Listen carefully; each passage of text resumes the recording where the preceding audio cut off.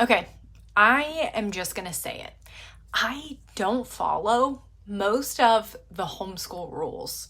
You know the ones, the things that everyone says you should do if you want to do this the right way. I tried them and then I broke them. And honestly, our homeschool is so much better for it. Now, don't get me wrong. I didn't just throw everything out the window. What I realized is that a lot of those rules that are floating around in the homeschool world aren't really rules at all. They're trends, traditions, or expectations that might work beautifully for other families, but they really just weren't working for mine. So today, I want to walk you through some of those homeschool rules that I broke and how it completely shifted the way that we do things. My hope isn't that you will break the same ones, but that you'll feel the freedom to let go of whatever is not serving your family. And I'll start with one that doesn't even sound like a rule at first, but for me, it sure felt like one. When we began homeschooling, I felt like I was the odd one out because we are a family of three. Most of what I saw online was designed for large families. Morning baskets with 6 kids, curriculum packs for multiple grade levels, group activities. And I remember thinking, am I even doing this right? If I don't fit into this picture, how do you homeschool just one kid? It wasn't written down anywhere as a rule, but it sure did feel like one. Everyone else seemed to fit into this large family mold, and I obviously didn't. I knew I wasn't the only one homeschooling and only, but it sure felt like we were rare. And because everything was seemingly tailored to large families, it felt like I was really just winging it.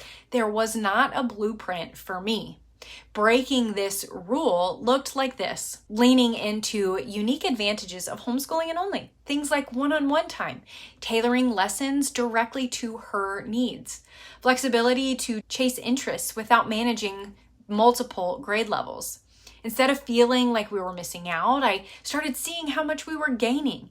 It's not always easy, and it is a different dynamic, but it's beautiful in its own way. So, if you are homeschooling and only and feeling a little invisible in this homeschool world, please hear me.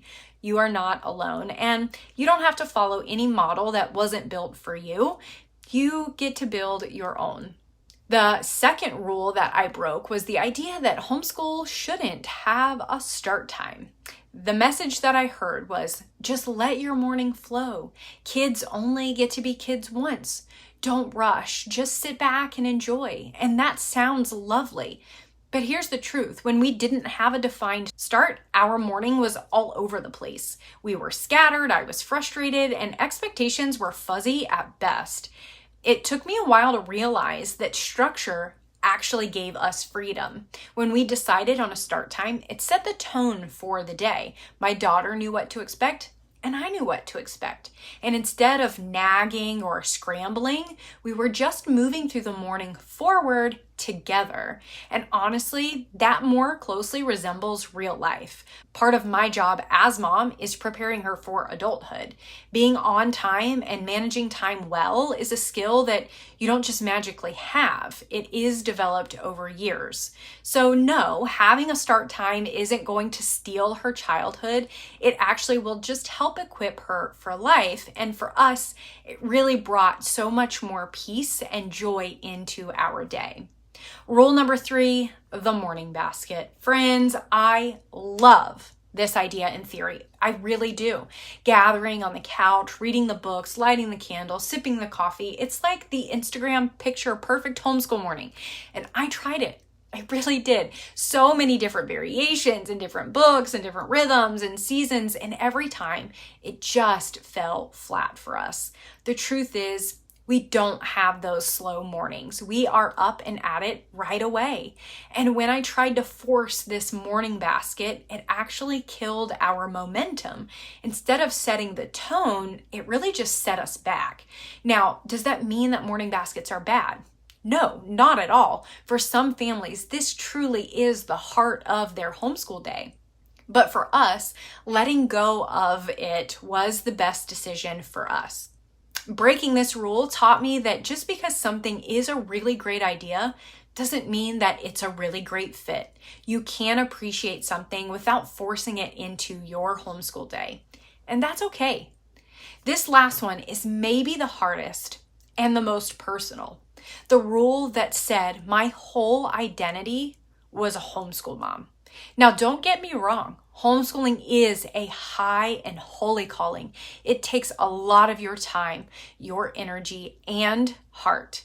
But somewhere along the way, it started to consume me. It became the only way that I saw myself. If someone asked me, "Who are you?" my answer was, "I'm a homeschool mom."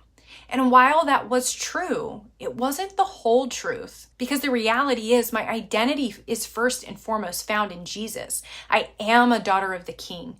I'm also a wife, a homemaker, a friend, a sister, a beginning quilter, a nature lover, and yes, a homeschool mom. But that's just a piece of who I am.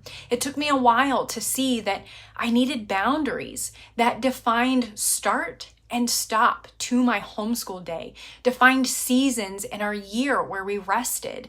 Those boundaries helped me separate who I am and what I do.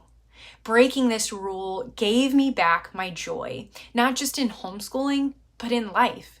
Because when you let one role consume you, you miss out on the fullness of who God created you to be. So those are the homeschool rules that I broke. Homeschooling and only, setting a start time, letting go of the beautiful morning basket, and not letting homeschool become my entire identity.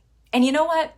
Breaking those rules didn't make me a failure. It actually made me a better homeschool mom, a better wife, and a healthier me. If you found yourself breaking some rules too, I just want to encourage you.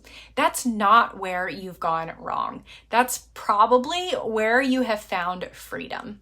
Because at the end of the day, there's no one right way to homeschool. The right way is the one that serves you and your family well. I'd love to hear your thoughts down in the comments on what homeschool rules maybe you have broken in your homeschool. But that is it for today's video. As always, thank you guys so much for watching, and I will talk to you soon.